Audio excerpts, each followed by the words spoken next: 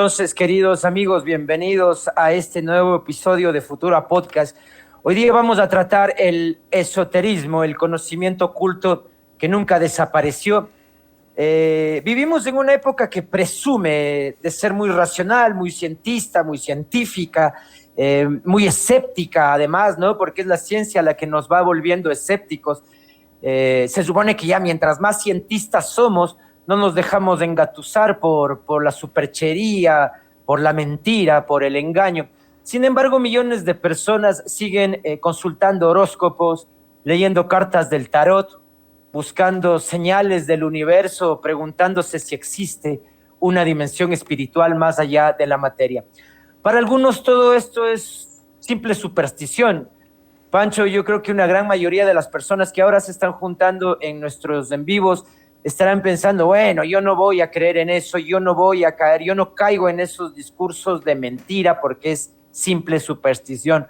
Para otros será una forma profunda de comprender la realidad. No sé si aquí ya vamos a distinguir una minoría donde entienden que quizás con la lectura de los astros, con la lectura del nacimiento y ciertas numerologías, uno puede empezar a distinguir realidades, ¿no?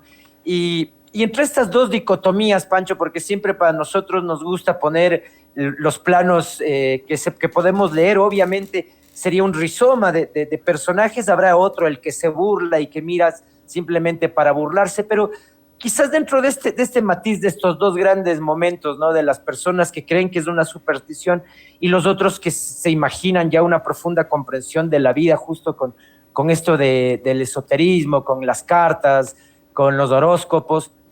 La pregunta es, ¿qué realmente es esto a lo que nos estamos enfrentando, Pancho? ¿Qué es esto del esoterismo?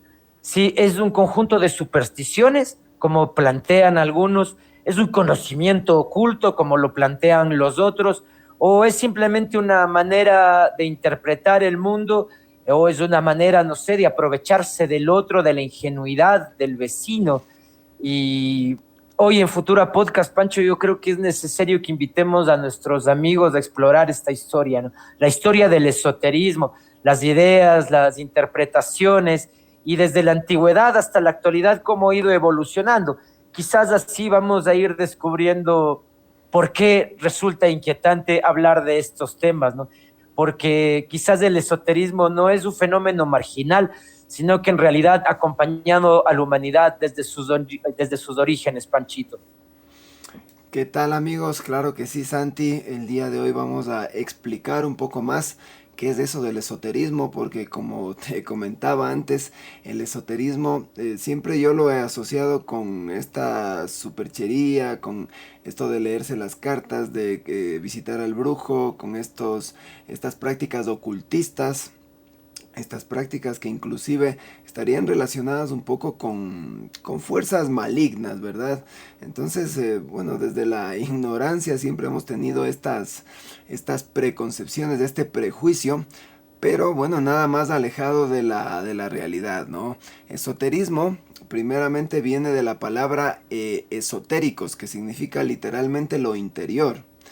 Y bueno, aquí nos enfrentamos a un par de palabras que cuando alguien estudia lo esotérico tiene que estudiar, ¿no? Que es lo exotérico, que es el conocimiento público abierto a todos, y lo esotérico, que es lo que le digo, que es lo que les había dicho, lo interior. Pero aquí viene unos pequeños matices, ¿no? Viene a ser también este conocimiento reservado para ciertos iniciados, este conocimiento reservado para la gente que ya está lista, está preparada para recibir este conocimiento, ¿no? Esto ya desde la antigüedad. Y había tres razones para ocultar este conocimiento. Primero, para proteger el conocimiento de quienes podían utilizarlo para hacer el mal. Segundo, para evitar persecución política, persecución religiosa. Sabemos que en la antigüedad filósofos como Sócrates fueron declarados a muerte por dar este conocimiento al público que evidentemente a las élites no se les hacía tan simpático, ¿no? Tan bien visto, ¿no? Y bueno, vamos a ver ya que desde civilizaciones antiguas, desde específicamente desde los egipcios. Voy aquí a poner en la grabación que estoy haciendo, voy a ir poniendo imágenes, por eso me detengo un poco. Pero en las civilizaciones antiguas ya vemos que había esto del esoterismo, ¿no? En el antiguo Egipto, sacerdotes guardaban conocimientos sobre cosmología, medicina, geometría sagrada, simbolismo, que bueno, sabemos que hay mucho simbolismo generalmente en catedrales góticas, hay simbolismo en calles antiguas, en el arte antiguo inclusive, que muchos no conocemos, pero las personas que tienen ese conocimiento lo saben leer, lo saben distinguir. Eso ya vemos desde el antiguo Egipto, ¿no? En Babilonia se desarrollaron complejos sistemas de astrología que buscaban comprender la relación entre el cielo, la naturaleza y la vida humana. Entonces de ahí damos cuenta los principios inclusive de la astrología, como estoy mencionando, ¿no? Y si ya nos venimos un poco más acá, a los periodos que ya conocemos desde la antigua Grecia, vemos que filósofos inclusive como Platón, como Arquímedes, estaban ligados a grupos esotéricos. Entonces eso no se habla generalmente en las escuelas, no se habla en las universidades cuando uno estudia filosofía, pero sí, Platón, Arquímedes y muchos otros filósofos ya estaban metidos en sociedades esotéricas como tal, ¿no? Y de ahí podemos dar cuenta de esta famosa Misterios de Elicius, que era una sociedad esotérica que tenía ceremonias iniciáticas y en las que participantes podían vivir experiencias espirituales profundas, ¿no? Pitágoras también sabemos que era inclusive fundador y prácticamente uno de los precursores de estas sociedades esotéricas acá en la antigua Grecia. Entonces para Pitágoras los números no solo describían la realidad, sino era una estructura profunda del cosmos, de la naturaleza y evidentemente de todo lo que tiene que ver ya ahora con lo que conocemos como materia espiritual, ¿no? Ahora, bueno, Santi, vamos a ver qué es ese conocimiento oculto y qué relación tiene con el poder. Pancho, sí, y justamente relacionando al anterior personaje que nos nombrabas, ¿no? Pitágoras. Bueno, hay mucho que hablar sobre la historia mismo de la humanidad, de este humano creado desde la historia, ¿no? Porque sabemos que la historia aproximadamente la podemos rastrear a unos 10.000 años, 12.000 años atrás. Pero de Pitágoras no podemos saber mucho más allá si es que realmente existió, si es que fue una escuela, pero lo que sí queda claro es que quedó un legado esotérico, es decir, un conocimiento que aparentemente luego fue difundido por otros grandes pensadores. Algún momento creo que Pancho conversaba contigo de Nicómaco de Serasa, que es uno de los grandes recogedores de los textos de Pitágoras, y Nicómaco decía que Pitágoras entendía el número como algo excelso, ¿no? Exactamente el uno no es una cantidad, no estoy hablando de una manzana, de un niño. Lo que proponía Pitágoras es que lo uno es lo inconmensurable, es el todo. Entonces, cuando empezamos a analizar una simbología numérica con un concepto, ¿no? Que estará dando cuenta del orden, de la creación inclusive, estamos dando cuenta de sabiduría que parece, Pancho, estará al peculio de pocos. No todos tenemos esa posibilidad de acceso, o quizás no todos estamos en un nivel quizás para comprender justamente la magnitud de estos conceptos. Pitágoras hablaba, por ejemplo, Pancho, de que el número 2 no eran otra vez dos cosas, no son dos niños, no son dos manzanas, sino es justamente los opuestos. Si antes del 1 era en lo inconmensurable, con el 2 nosotros conocemos ya la posibilidad de la elección, lo bueno, lo malo, ¿sí? Lo blanco, lo negro, lo alto, lo bajo, cualquier tipo de dicotomía que los humanos podamos comprender. Así entendimos entonces que desde esta saga, desde la época de los griegos, esta saga de pensadores empezaron a ocultar los criterios, Pancho. Muchos de estos conocimientos que al principio debieron haber sido divulgados hacia toda la comunidad empezaron a formar parte de guetos, de pequeños grupúsculos que lo que hacían era identificar justamente las sabidurías para ellos, ¿no? Pensemos entonces, amigos que ahora nos están mirando, que los números entonces no solo es una forma contable, quizás esa es la forma más prosaica, más vulgar de entender al número.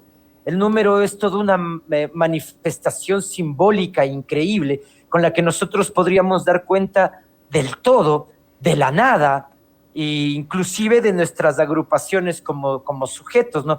Pero estos conocimientos, Pancho, durante siglos estuvieron estrechamente ligados al poder. Por eso te decía, intentar rastrear a Pitágoras es fuerte. No sabemos si como personaje existió, si existió como la escuela pitagórica, pero lo que sí nos queda claro es que el poder del conocimiento de Pitágoras y de estas escuelas empezaron a encerrarse, a encriptarse, ¿no? Muchas culturas, por ejemplo, los sacerdotes, las élites intelectuales, eran los únicos que tenían la posibilidad de ser los guardianes del saber, Pancho. Y esto generó una dinámica interesante, ¿no? El conocimiento se volvió una forma de poder social, es de hecho una forma de riqueza también. En algunos casos el saber se ocultaba deliberadamente para mantener jerarquías. En otros casos el secreto era una forma de protección. Miremosle así de entonces desde estos dos frontones, ¿no? Toda esta sabiduría del esoterismo tenía quizás dos grandes vertientes, los que la ocultaban de forma abusiva y los otros que más bien protegían cierta información para que no caiga quizás en manos que no podían ser necesariamente justas, ¿no? En algunos casos el saber se ocultaba también deliberadamente para mantener la jerarquía, como decíamos, Pancho. Un ejemplo interesante es el gnosticismo. Los gnósticos creían que el mundo material estaba dominado por fuerzas imperfectas y engañosas. Entonces, wow, esto nos suena como muy complicado, ¿no? Los gnósticos eran un grupo de personas que en este mundo de lo material, ¿no? Ellos decían que justamente estaba dominado el mundo por lo material, por lo imperfecto, por lo engañoso, que teníamos nosotros que conocer las cosas para poder distinguir la verdad del engaño. Entonces, este gnosticismo era una liberación que venía a través de conocimientos interiores, al que le llamaban gnosis. Acá, Pancho, obviamente sabemos que cuando se habla de los griegos se habla del gran Partenón y el gran letrero que dice conócete a ti mismo, ¿no? Este conocimiento interior. Pero este conocimiento, Pancho, sin duda podía ser peligroso y por eso muchos gnósticos fueron perseguidos, ¿no? Por las grandes primeras sociedades helenísticas.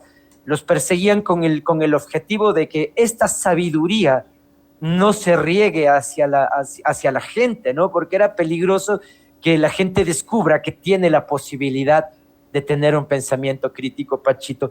Así entramos al esoterismo y el nacimiento de la ciencia, Pancho. ¿Qué nos podrías contar alrededor de este matiz maravilloso?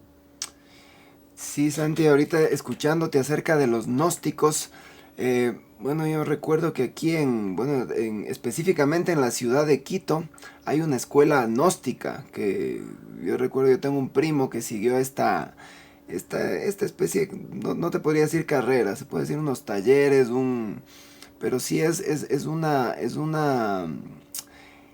son unos estudios que llevan años y que están relacionados con temas del tarot, con temas también, escuchaba por ahí la palabra Wicca, es más o menos lo que te estoy contando, es lo que le escuchaba a mi primo decir. Y claro, él era de pronto tildado o prejuzgado como una persona que, claro, no seria. O sea, ¿me entiendes? De pronto esto del gnosticismo muchas veces se le confunde o se le tacha de una pseudociencia o de algo relacionado con la superchería, con la brujería. Inclusive en nuestros tiempos, imagínate en el pasado, donde como tú nos mencionabas, eran perseguidos, eran inclusive muchas veces condenados a muerte, condenados a penas bastante duras, y eso ha llegado hasta nuestros tiempos. Como te digo, mi primo formaba parte de uno de estos grupos y nadie en la familia le tomaba en serio ese tipo de estudios. Pero cuando uno ya investiga, uno ya profundiza sobre esto, ve que esto es algo que va mucho más allá, ¿no? Esto es algo, es para las personas que de pronto quieren conectarse con lo espiritual. Ojo que lo esotérico no es necesariamente algo espiritual, sino como lo estamos viendo aquí, es algo que tiene que ver con el conocimiento oculto, con el conocimiento místico, que desde la antigüedad estas personas fueron perseguidas. E inclusive hasta nuestros días, como le estoy mencionando, son mal interpretadas y son subestimadas.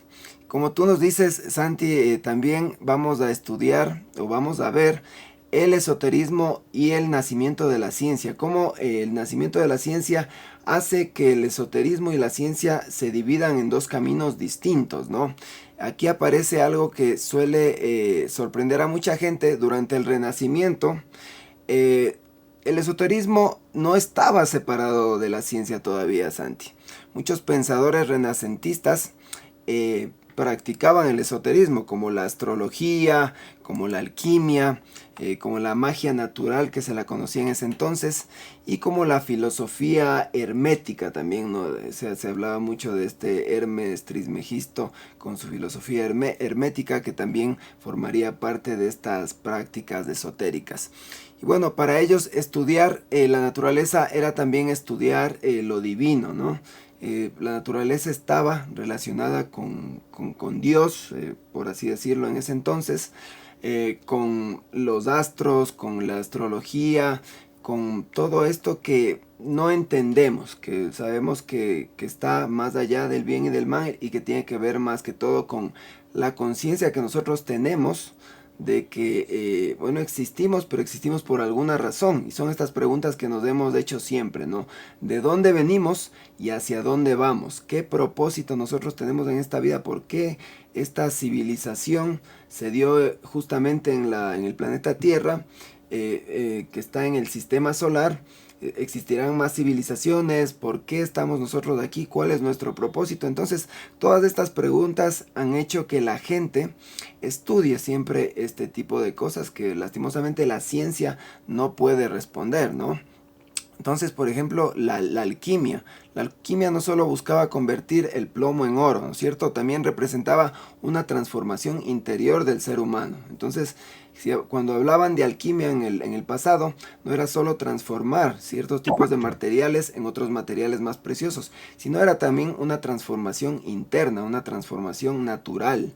En ese momento histórico, la ciencia y la magia formaban parte del mismo proyecto intelectual. Acordémonos, Santi, que bueno, de pronto por ahí en la Edad Media hubo una debacle de la Iglesia Católica y la gente empezó a adoptar todas estas rituales, estas creencias paganas, y hubo como un florecimiento, ¿no? Estoy hablando un poquito antes del Renacimiento, donde inclusive damos cuenta de todos estos seres mitológicos que volvieron también desde la antigua Grecia a formar parte de la cultura popular en ese entonces.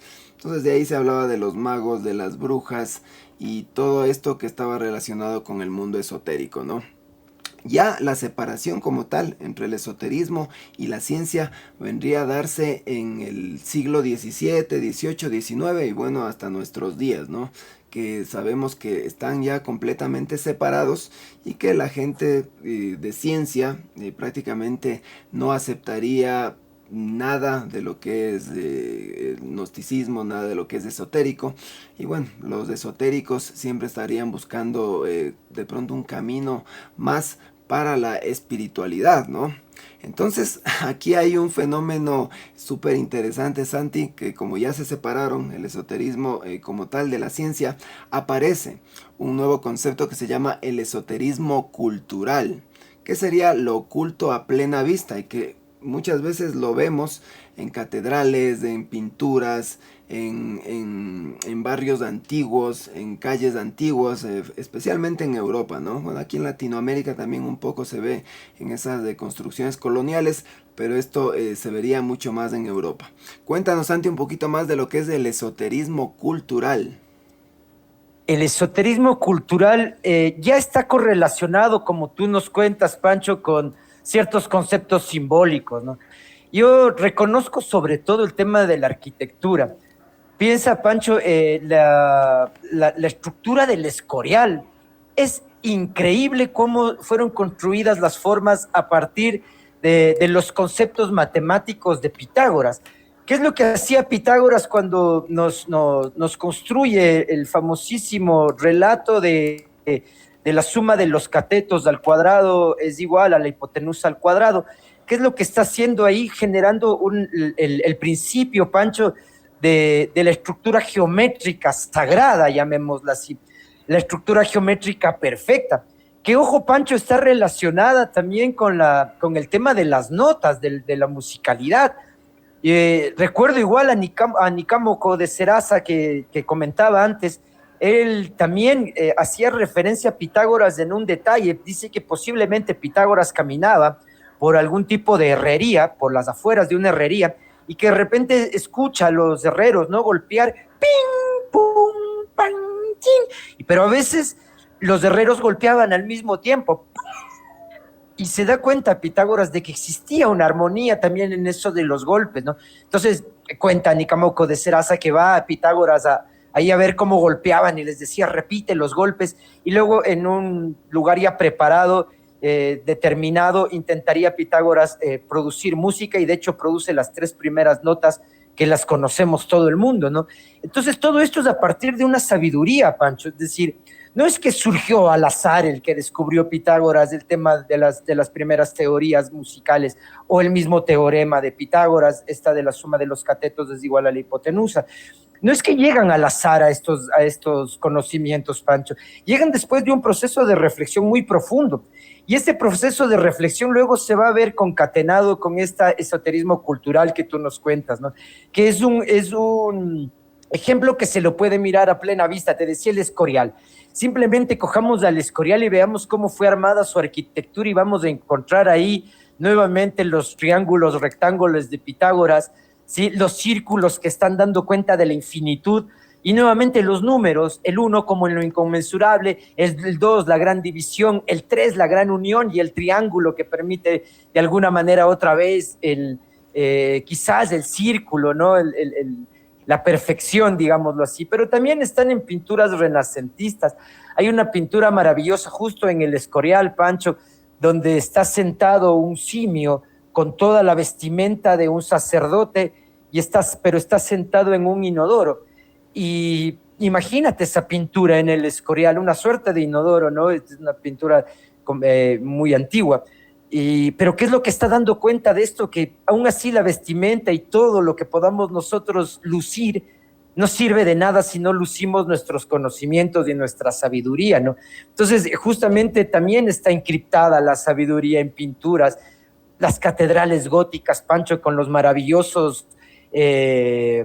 Lo lindo del gótico es que cuando uno entra a una iglesia gótica, lo que tiene que encontrar en el piso es un laberinto que no es ese que tiene muchas salidas y que uno tiene que encontrar las salidas, no, es el laberinto de una sola puerta, el laberinto en el que uno entra, llega hasta el centro del laberinto y tiene que volver a salir por el mismo camino, retransitar el camino.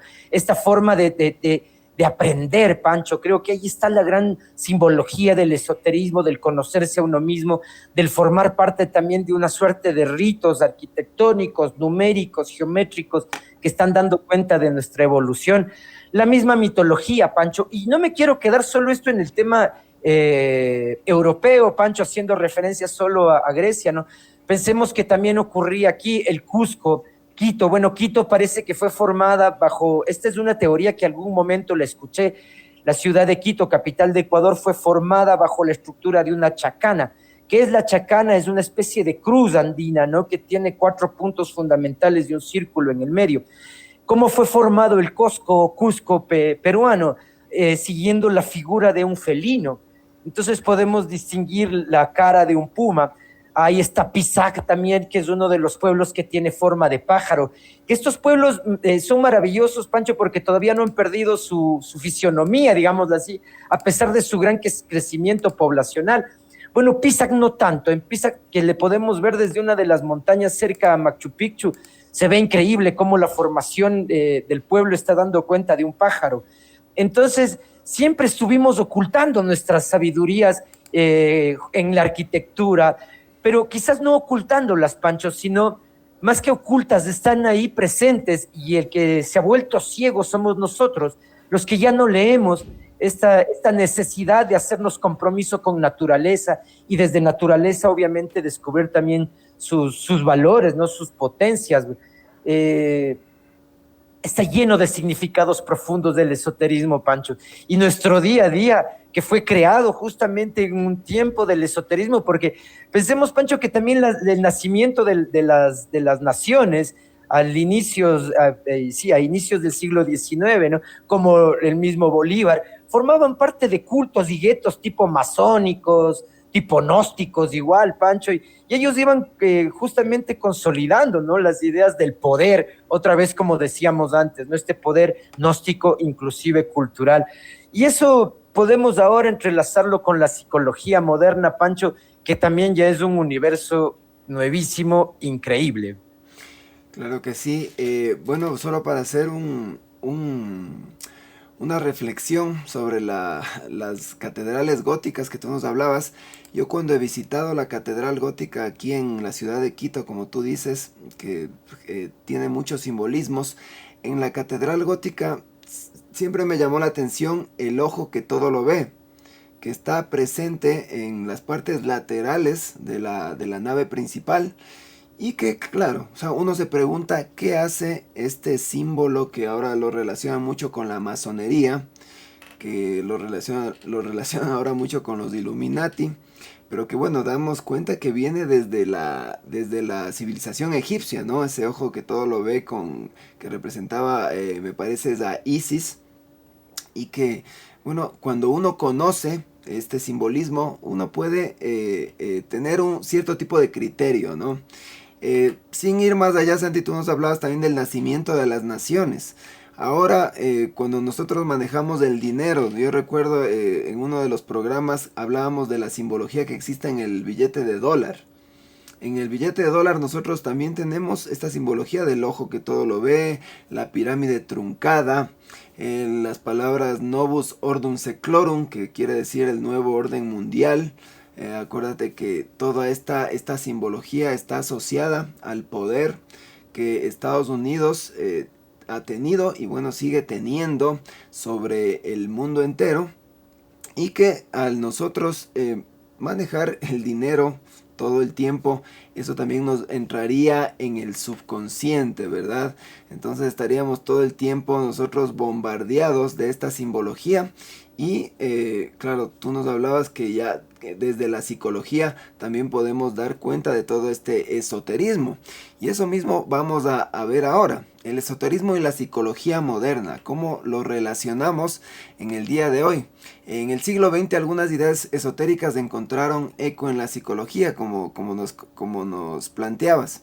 Y uno de los psicólogos más renombrados, Carl Jung, habló del inconsciente colectivo. Entonces, este inconsciente colectivo que sabemos que está presente ahí, pero si nosotros no somos conscientes de ese inconsciente, por así decirlo, nosotros seríamos totalmente manipulados, ¿no?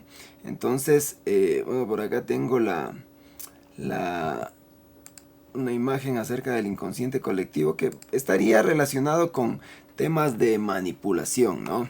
Entonces por ahí Carl Jung decía que mientras no seamos conscientes de nuestro inconsciente, el subconsciente seguirá manejando nuestra vida y nosotros le llamaremos destino. Algo así va esta frase. Entonces Carl Jung era todo un visionario, a pesar de que él evidentemente se dedicó toda su vida a la psicología y por ahí era detractor inclusive de muchos preceptos de su maestro, que fue Freud, pero que también se metió en estos temas de la esotería, ¿no? Según Carl Jung, todos los seres humanos compartimos una capa profunda en la psique, llamados arquetipos. Entonces, ¿qué son estos arquetipos? Son generalmente estos arquetipos aparecen en mitos, religiones, sueños, historias. Son estas preconcepciones, este prejuicio que nosotros tenemos sobre las personas generalmente, y sobre las cosas que nos rodean. Por ejemplo, está el arquetipo del mago, está el arquetipo del héroe, el arquetipo esto generalmente lo vemos también en el tarot, ¿no? El arquetipo de la sacerdotisa. Hay algunos arquetipos que maneja Carl Jung, y estos arquetipos se han ido replicando en diferentes disciplinas, y materias que tratamos hoy día, inclusive en las universidades, ¿no? Arquetipos tenemos en los sueños. Y bueno, de alguna manera Jung reinterpretó muchos de estos símbolos esotéricos como estructuras psicológicas profundas, ¿no? Esto abrió una nueva forma de entender lo espiritual dentro de la psicología y no necesariamente como algo sobrenatural. Porque claro, Santi, acuérdate que en los sueños, nosotros cuando tenemos sueños, soñamos locuras muchas veces, ¿no? Soñamos que estamos de pronto saliendo de nuestra casa y aparecemos, qué sé yo, en países como el África, o aparecemos en casas que de pronto conocíamos de pequeños, pero que ya en la realidad ya no estaría relacionadas como tal. Daríamos cuenta también de estos saltos al vacío que de pronto tenemos en los sueños y que de pronto nos despertamos cuando caemos al piso, pero nada de esto es real, ¿no? Y todo esto tiene un significado. Según Freud tenía cierto significado con los miedos y con los deseos, pero ya yendo más allá con Carl Jung, el significado cambia un poquito más, ¿no? Ya es más simbólico, más de lo que nos habla esto del inconsciente, del subconsciente, y de que tenemos que tomar más que todo conciencia de quiénes nosotros somos y de lo que nosotros querríamos, ¿no es cierto? Y bueno, aquí también nos adentraríamos en unos temas un poquito ya más científicos, ¿no? Esto de las dimensiones que nos hablan los científicos. Sabemos que vivimos en una tercera dimensión, pero lo esotérico, lo consciente, por así decirlo, pero lo consciente yendo más allá ya relacionado con Dios, con el origen, estaría más en la quinta, cuarta dimensión. ¿Qué nos puedes hablar, Santi, acerca de esto, de las dimensiones, de la conciencia, de la percepción? Bueno, como justamente estamos hablando del esoterismo y de este mundo distinto, llamémoslo así, ¿no es cierto? Como que es algo que todavía nosotros no lo podemos descifrar a ciencia cierta. Entonces, ¿por qué no se puede descifrar a ciencia cierta? Porque los esotéricos están hablando de varios niveles de la realidad.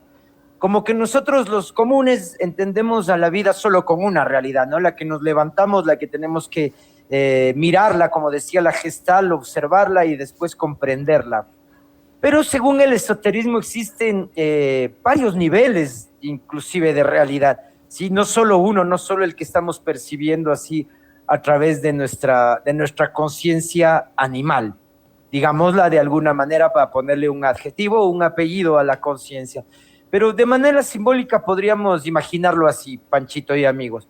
Existe una tercera dimensión que sería el mundo material, que es el mundo que lo percibimos con los sentidos, el que estamos viéndolo todos. Según los esotéricos existe y dan cuenta de que este es el real, ¿no? Esta tercera dimensión, que sería el mundo de lo material.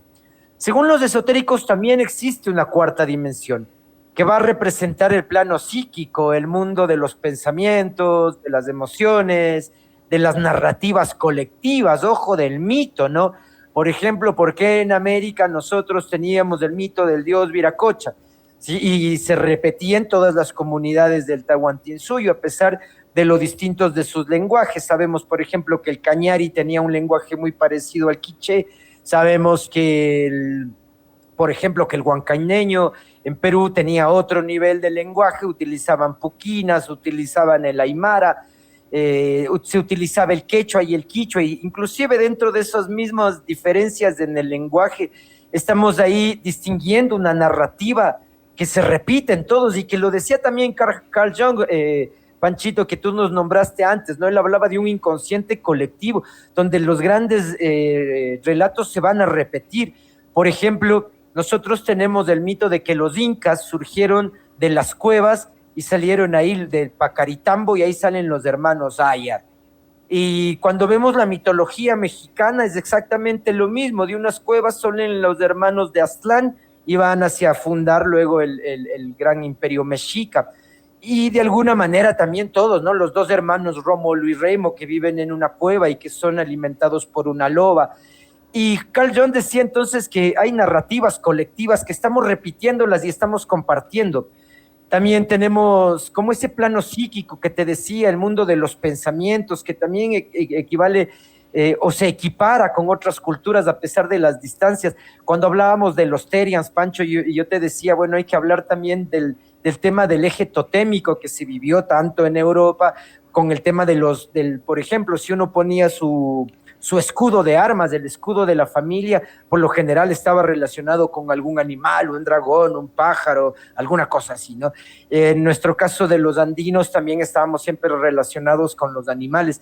Es decir, mundos de pensamientos que se empiezan a repetir. Eso será para los gnósticos la cuarta dimensión. Existe una quinta dimensión, que ya son, dentro de las tradiciones modernas, podríamos decir, una conciencia pura.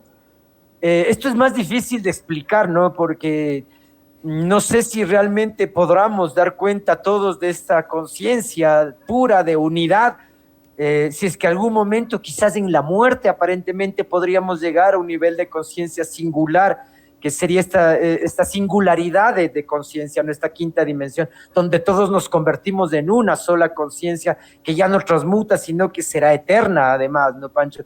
Increíble de mirar esta quinta dimensión, pero más allá de si estas dimensiones existen o no, literalmente, Pancho, lo interesante son las ideas que están transmitiendo, nuestra realidad que percibimos puede ser solo una pequeña parte de la totalidad. Es decir, y amigos en TikTok y en YouTube, solo imaginemos esto. Pensar que yo me levanto, abro mis ojos, empiezo a escuchar, empiezo a degustar, empiezo a olfatear, empiezo a sentir. Y todo esto que estoy viviendo es simplemente una pequeña parte de la realidad. Según el esoterismo, tenemos otros niveles mucho más como capas, ¿no? De niveles que están teniendo injerencia en nuestra vida, Pancho, en nuestra forma de existir. Y eso ya me parece a mí una cosa maravillosa, ¿no? El entender que hay una totalidad y nosotros simplemente entendemos fragmentos de ella, Pancho. Sí, y bueno, cuando exploramos esto de la tercera, la cuarta, la quinta dimensión, muchas veces también la relacionamos con el tiempo, ¿no? O sea, con este espacio-tiempo en el que nosotros vivimos y que bueno, este tiempo también daría cuenta de una cuarta dimensión. Y es precisamente en esta cuarta dimensión donde se crean, como tú nos mencionabas, estas narrativas, estos relatos.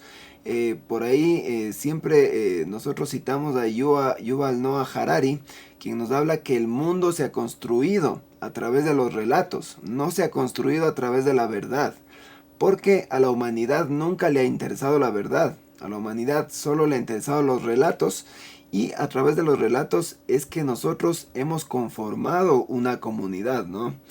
Si nos vamos a los inicios del cristianismo, por ejemplo, vemos ahorita conectando también con el esoterismo, vemos que de cierta manera era un conocimiento esotérico el cristianismo, ya que ellos fueron perseguidos de cierta manera en un principio porque era un conocimiento que no les interesaba que se promulgue. Una vez evidentemente se oficializó el cristianismo, el catolicismo, ya todo cambió, ¿no? Pero este relato que se contaba desde la sombra, se puede decir, desde lo esotérico, no interesaba, pero construía civilización. O sea, la gente ya lo hablaba, la gente lo promulgaba y al final se terminó convirtiendo, como les digo, en algo oficial. Y como les digo, la verdad aquí no importaba mucho porque ya en Constantino mismo, cuando adoptó la religión católica como tal, no es que incluyó todo lo que el cristianismo proponía o el catolicismo proponía, sino que sabemos que dejó cierto tipo de libros, como el libro de Enoch, algunos libros por ahí que no incluyó en la Biblia oficial. Y bueno, y el relato que se esparció es la Biblia oficial que conocemos hasta el día de hoy. Pero hay muchos libros, como digo, como el libro de Enoch y otros libros por ahí, que no formaron parte desde un principio en el relato católico como tal. Y que, claro, esa verdad de pronto se pudo haber perdido parcialmente y formaría parte de este mundo esotérico, este mundo oculto. Y evidentemente ahora en nuestros días, con este florecimiento de la información, de la tecnología, estamos sacando un poco de esta información y estamos uniendo puntos, ¿no? Atando cabos y, como siempre les digo, utilizando la criticidad para tratar de descubrir la verdad y el mundo en el que vivimos. Entonces, bueno, aquí también hay un peligro al que siempre nos enfrentamos, ¿no? Y hablando de esoterismo, de verdad, de religiones, de lo que sea, es el fanatismo, Santi. Entonces, así como hay el fanatismo en el fútbol, hay el fanatismo en las ideologías, hay el fanatismo espiritual. Entonces este fanatismo espiritual vendría aquí como una advertencia, ¿no? Una advertencia importante, ya que el esoterismo puede ser una herramienta como tal de exploración, de espiritualidad, pero puede ser también una amenaza, ¿no? Si nos vamos a esto del fanatismo. Se pueden crear muchos falsos mesías a partir de aquí, y bueno, vemos que se han creado. Hay un montón de sectas religiosas que no han hecho más que llenarse los bolsillos y dejar a la gente prácticamente, qué sé yo, cegada ante cierta narrativa que se han creído o que por necesidad también espiritual han adoptado. Entonces, cuando alguien cree poseer, tener o cree tener la verdad absoluta, eso también es fanatismo, porque nadie tiene la verdad absoluta. Es más, como les digo, la verdad está siempre sesgada a nuestra forma de mirar el mundo, a todo lo que nosotros hemos adquirido en los años pasados. Esa va a ser nuestra verdad, pero no va a haber una verdad universal que cobije a toda la humanidad, ¿no? Cuando aparecen, como les digo, estos gurús, estos mesías que dicen tener todas las respuestas, también corremos bastante peligro, ¿no? O sea, cuando hay un gurú que ya empieza a cobrar dinero en alguna iglesia evangélica, en alguna secta, y, y bueno, perdón por por ser un poquito peyorativo con las iglesias evangélicas, pero es que aquí en nuestro contexto es como que hay demasiadas, ¿no, Santi? Hay demasiadas iglesias de estas evangélicas, de estas sectas que dicen seguir la doctrina de Jesucristo, la doctrina verdadera, pero que al final solo buscan llenarse los bolsillos. Entonces el camino espiritual se convierte en esta dependencia, y muchas personas que claro se sienten, puede ser que se sientan solas, puede ser que no encuentren sentido, no encuentren propósito en su vida, y este tipo de grupos, llamémosles solo grupos, puede ser que llenen ese vacío, pero al final no va a ser que le den ese propósito de vida a la persona, sino que van a llenar un vacío, van a atacar solo el síntoma y no la causa de los problemas de raíz, de los problemas de conciencia, ¿no? Y aquí viene una palabra que me gustó bastante al momento de hacer este programa y que lo he escuchado varias veces, ¿no? ¿Qué es ser ecléctico? Ecléctico es una palabra que distancia a las personas de cualquier fanatismo, ¿no? De cualquier verdad absoluta. Entonces aquí ser ecléctico viene a ser una respuesta a todas estas amenazas, ¿no? Del mundo, como le digo, no solo del mundo espiritual, que es lo que estamos viendo hoy día, sino del mundo en general, ¿no? El eclecticismo quiere decir tomar ideas distintas, de distintas tradiciones, de distintas religiones, pero sin convertirse en un defensor, en un fanático, ¿no? Es lo que vemos ahora también con esto de las derechas y de las izquierdas, ¿no? Hay que ser ecléctico frente a estas posiciones, no sé, de cierta manera hasta aberrantes, ¿no? Si tú eres de izquierda tienes que tener cierta ideología, si eres de derecha tienes otro tipo de ideología, y te conviertes en un fanático. Pero si eres ecléctico, vas a coger lo mejor de ambas ideologías y vas a hacer lo mejor para ti, para tu familia, para tu pueblo, ¿no? Lo mismo en el campo espiritual, en el campo esotérico, que es lo que estamos hablando hoy día. Si te gusta la religión católica, ciertas cosas las tomas. Si ves que del Corán, del islamismo, del judaísmo, del budismo, que en lo personal a mí me gustan bastante las religiones y las doctrinas de Oriente, tomo lo que me gusta, lo que creo que es conveniente, y lo aplico a mi vida, ¿no? Y de hecho en Occidente lo hemos hecho así, con todas estas prácticas del mindfulness, con todas estas prácticas de la contemplación. Hemos tomado estos aprendizajes, este conocimiento de Oriente, y lo hemos adaptado a nuestra sociedad, porque vemos que es urgente tener este tipo de posturas, y es urgente como es practicar estos ejercicios para tener una mejor calidad de vida, ¿no? Entonces aquí, Santi, vamos a ver qué es la religión, qué es de la espiritualidad, qué es del esoterismo, porque muchas veces los confundimos, ¿no? Religión por un lado, esoterismo por otro lado, espiritualidad por otro lado, pero todo esto puede converger, ¿no? Converger en una... en un concepto muy, muy bueno para nuestra vida. Y bueno, lo importante es hacer la distinción y manejar bien los términos, Santi. ¿Qué nos puedes decir acerca de todos estos términos que muchas veces confundimos, los mezclamos y muchas veces no sabemos por dónde estamos circulando en este campo? Creo que uno de los grandes problemas, Pancho y amigos queridos, es justamente el lenguaje y sus simbologías y sus significados. Bueno, primero de momento saludar a toda la gente que se ha conectado en las redes. Hoy día ha sido un día bastante fructífero en relación a nuestros seguidores. Pancho, sigan dando los likes, que gracias a los corazoncitos de alguna manera para nosotros es un aliciente de producción. Pero tal cual lo que tú decías, Pancho, el problema son las palabras y cómo estamos entendiendo las palabras. Y yo creo que aquí sí hay que hacer un capítulo aparte, ¿no? De decir qué está pasando con la modernidad, que quizás ya no estamos entendiendo qué significan las palabras.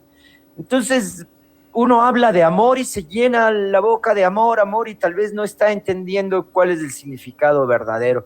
En el caso de esoterismo pasa igual, ¿no, Pancho? Sobre todo porque es una palabra que, como ya dimos cuenta durante todo el programa, es una palabra que tiene varios matices, que puede ser vista desde varios horizontes, y por tanto entonces se la va a confundir obviamente con la religión. El esoterismo no es religión. La religión, digamos, Pancho, es un sistema institucional, es una institución con creencias, ¿sí? El esoterismo no es una institución. El esoterismo es casi individual, por último, sería personal. La religión lo estamos viendo sí como un ente ya colectivo, un sistema de institucionalidad en creencias, ¿no? El esoterismo es como esta tradición del conocimiento simbólico y oculto, es decir, es algo que uno lo tiene y lo puede transmitir al otro porque al final llegó a una suerte de desvelamiento. ¿Qué es desvelar la verdad, Pancho? Es de eso, no es que cuando cada uno se saca la venda de los ojos, ¿no? Y wow, descubrí algo, porque los conocimientos muchas veces no los aprendemos desde lo colectivo y creo que muy pocas veces se aprende desde lo colectivo. El aprendizaje viene desde lo individual. El desvelar quiere decir sacarte la venda de los ojos, ¿no? Y de alguna manera el esoterismo está buscando eso, desvelar lo simbólico, lo que está oculto, lo que está dentro nuestro, ¿no? Entonces, religión y esoterismo ya marcan una distancia desde ahí, mientras que religión es una institucionalidad, el esoterismo tendrá que ver más con el tema de tradiciones. Y también, Pancho, aparece otro concepto que es la espiritualidad. Y sí, quizás esta tiene un poco más de sentido por lo que estamos hablando, que quizás el esoterismo y la espiritualidad combinan en este gesto de querer buscarnos por dentro, también saber quiénes somos, esta experiencia interior de darle sentido a la vida, ¿no? Pero podemos decir, Pancho, ya dentro de la misma lógica, haciendo una suerte de premisas, que una persona puede ser espiritual sin necesariamente ser religiosa. Nosotros podemos estudiar esoterismo sin creer necesariamente en él. Es decir, podemos usarlo como un lenguaje simbólico para entender nuestra propia conciencia. Y desde ahí te digo, sí podríamos entrelazar al esoterismo con la espiritualidad, no tanto con la religión. A la religión se lo entrelazaría con el tema de las tradiciones y las creencias. Pero me parece que el esoterismo entonces es una capa superior a estos tres conceptos, Pancho. Estamos hablando entonces de que el esoterismo es una tradición que puede funcionar como una institución de creencias, porque no quitamos esa posibilidad, y también es una experiencia interior del sentido de la vida, ¿no? Entonces utilizamos el lenguaje simbólico para entender la conciencia humana, Pancho. Así con esto, y quizás intentando explicarlo de manera sucinta o clara, lo que diremos es que el esoterismo es esa necesidad desde el lenguaje simbólico de conocer toda esta historia humana, todo lo que el humano ha ido descifrando. Lo vimos desde Pitágoras, lo vimos desde el círculo. ¿Por qué el círculo? ¿Por qué el eje? no simplemente fueron dando razón de que luego vamos a tener nosotros la construcción de un automóvil, de una carroza, sino que estaban formando parte de un gran simbolismo. Piensa, Pancho, que antes de que nosotros los humanos manejemos las carretas, ya se puede ver en ciertas iconografías mesopotámicas, ¿sí? Una suerte de relojes en los relieves de los personajes. Unos relojes obviamente circulares, pero que lo interesante de esto es que ya tenían un punto céntrico, es decir, como un eje. Ese eje y ese círculo son increíbles, Pancho, porque nos van a dar cuenta de la evolución humana en relación a la tecnología. Piensa luego en los engranajes, inclusive el tema del chip. Lo que quiero decir, Pancho, es que nosotros necesitamos nuevamente relacionarnos con los términos esotéricos, necesitamos volver a leer a este mundo de la magia que algún momento fue olvidado y fue denostado por la ciencia. La ciencia no puede explicarlo todo. Hay un montón de detalles que todavía se nos quedan por afuera y que no podemos todavía distinguir en la medida en que estamos ciegos, sordos, mudos. No encontramos realmente el lenguaje con el cual podamos distinguir este tipo de sabiduría. Entonces, Pancho, para concluir y nuevamente agradecer a todos nuestros amigos que se juntaron hoy, no se olviden del corazoncito, el corazoncito de suscribirse, esos son fundamentales, de compartir nuestros videos, ¿no?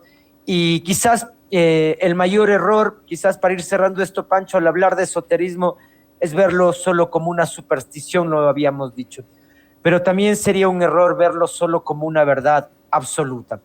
Después de todo este recorrido que hemos intentado hacer por la historia del esoterismo, por los misterios antiguos, por los símbolos, por las tradiciones ocultas o por las distintas interpretaciones de la realidad, Pancho, quizás la conclusión más importante sea esta: el esoterismo no debe convertirse en otra religión, no tiene que ser otro dogma, no tiene que ser otro sistema de creencias, ¿sí? Porque cuando ocurra cualquiera de estas tres cosas volvemos exactamente al mismo problema que intenta evitar el esoterismo, ¿no? Que es quizás el entender lo fundamental, es comprender las cosas más importantes de nuestra vida, Pancho. Yo me despido alentando a la gente a que no se quede tampoco con nuestras reflexiones, sino que busque cuál es su plano del esoterismo. O por el contrario, me encantó la palabra ecléctico, que se vuelvan eclécticos, inclusive de Futura Podcast, pero lo maravilloso sería que se vuelvan eclécticos políticos. Una vez que nos volvamos eclécticos políticos, lo que vamos a hacer es pasar por una cierne, ¿sí? Por una suerte de embudo, cualquier concepto que nos quieran vender, estos que ya sabemos están encaramados en el poder, que están gastando nuestras vidas y que nos están proponiendo cómo nosotros debemos vivir. Y quizás el momento que nos volvamos eclépticos, escépticos, eclépticos, vamos a poder distinguir cuándo nos están tomando el pelo, cuándo nos están utilizando, Pancho, cuándo nos ven la cara de idiotas. Así me despido en este programa de Futura, que me he divertido muchísimo, Pancho, uno de los programas más agradables que hemos tenido, porque por lo general siempre acabamos compungidos con la realidad. En este queda abierta más bien el aliento de que todos tenemos la posibilidad de hacer lecturas interesantes de la vida, Panchito. Me despido así de los amigos, no se olviden del corazoncito y así se unen, den el corazón, no les cuesta nadilla y a nosotros nos genera sobre todo esa posibilidad responsable de volvernos a encontrar una próxima semana, chicos. Entonces así me despido, Pancho, nos vemos el próximo lunes o el próximo viernes si es que todo da bien, con el resumen semanal de las 3 noticias y nos veremos el próximo lunes, ya lo saben, todos los lunes, 10:30 de la mañana, Futura Podcast en vivo en redes TikTok y Facebook y YouTube. Eso es, Panchito, un abrazo de mi parte y me despido con el corazón lleno de eclecticismo. Gracias, Santi, gracias, amigos. Como dice Santi, aquí lo importante es no transformar al esoterismo o a lo espiritual que estamos buscando hoy en día en otro dogma más, ¿no? Como vemos, la religión salió del esoterismo para convertirse en dogma, la ciencia también de pronto se dividió del esoterismo para convertirse en otro dogma, y hoy estamos viviendo tiempos en los que lo espiritual puede convertirse en un dogma también, ¿no? Vemos como desde la psicología ya se ha hecho hincapié o ya se ha, qué sé yo, se ha racionalizado todos estos sentimientos en una especie de enfermedad, ¿no? Se ha visto como si estás triste y ya estás deprimido, necesitas una pastilla. O si es que estás ya un poquito nervioso y estás angustiado, necesitas otra pastilla. Entonces, vemos como todo se empieza a convertir en un negocio, ¿no? Desde lo espiritual, vemos también como todas estas personas que te leen el tarot, todas estas personas que te leen el péndulo, te leen las cartas, muchas veces no te dicen la verdad que quieres escuchar, sino simplemente se ciñen a fórmulas ya establecidas y podemos ser susceptibles de engaño, ¿no? Entonces lo importante es, como digo, no convertir lo religioso en un dogma, no convertir lo esotérico en un dogma y no confundir, ¿no es cierto? No confundir esto. Aquí lo importante es que, ser espiritual no tiene que ver nada con ser religioso. Ser espiritual no tiene nada que ver con ser esotérico. Ahora que estamos todos queriendo ser espirituales, ser espiritual no tiene que ver con repetir mantras, repetir símbolos, rituales sin comprensión, oraciones sin comprensión. La cosa es tomar conciencia de lo que estamos diciendo. Y bueno, tampoco con estas emociones exaltadas, ¿no? Ahora que también estamos viendo estos tours de la ayahuasca aquí por todo Sudamérica, para supuestamente ser espirituales, entramos en estados alterados de conciencia que nos pueden ayudar, sí, como una pastilla o como atacando el síntoma. Pero eso tampoco tiene que ver con ser espiritual, ¿no? Esos estados alterados de conciencia, sino más bien es como una pastillita que nos va a ayudar ese momento para de pronto dejar otro tipo qué sé yo, de vicios o cosas que querramos cambiar. Lo que sí es ser espiritual, creo yo, es ser lo más auténticos posible. O sea, si quieres ser espiritual, sé auténtico.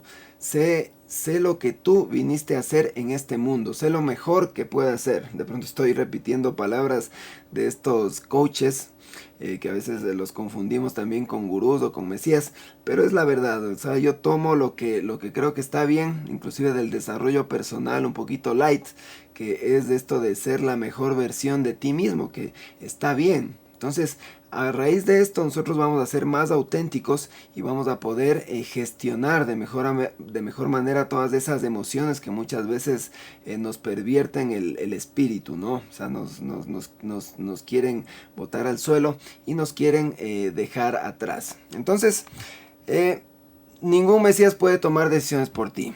Nadie puede hacer tu propio trabajo interior. Pero todo esto que estamos viendo de la espiritualidad, de las religiones, todo esto siguen siendo herramientas, ¿no? El esoterismo es una herramienta más para nosotros poder encontrarnos, tomar conciencia y de pronto pasar a esa quinta dimensión, ¿no? O sea, esa quinta dimensión que claro, no es terrenal, sino tiene más que ver con ese nivel de conciencia que nosotros podemos llegar a percibir o a tomar. Entonces, aquí la lección es conócete a ti mismo. y como dijo Carl Jung, la frase que les decía, ya la tengo por acá, es hasta que el inconsciente no sea consciente, el subconsciente dirigirá tu vida y lo llamarás destino. Entonces, una frase que me encanta de Carl Jung. Con eso me despido, amigos, y espero que reflexionen sobre esto, reflexionen sobre el esoterismo. No se olviden, como siempre, de suscribirse a nuestros canales, tanto de TikTok como de YouTube. Y bueno, darle like y esperamos sus comentarios. Y nos vemos hasta una próxima ocasión.